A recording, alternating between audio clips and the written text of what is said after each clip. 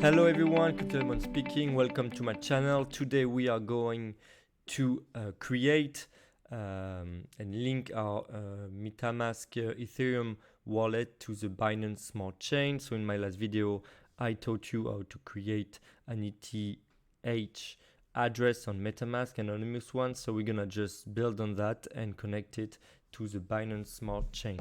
So to do so, you have to connect to your MetaMask account, which I'm doing right now. It's quite easy. You click. So right now we are on the Ethereum network, the main net.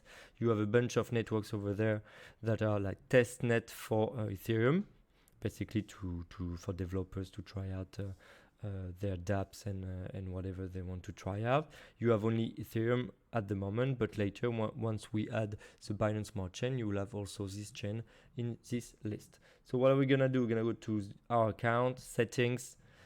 We're gonna scroll down to networks, of course. So we have also a list of networks I talked about. We're gonna click on add network. You're gonna name that network. So I'm gonna call it, it's already done, Binance Smart Chain. I'm gonna put the RPC URL, so which is the address. So this is the RPC, it's bsc-dataseed.binance.org. Chain ID is number 56. Symbol is of course BNB, as it is the main currency for this smart chain. Block Explorer, you don't have to put it, but it's bscscan.com. It's always better to put it. So once you do this, you just click on save. And here it is. A network. No, I already did it. So this is all. If I want to switch, I can just switch there and let's see how it looks like.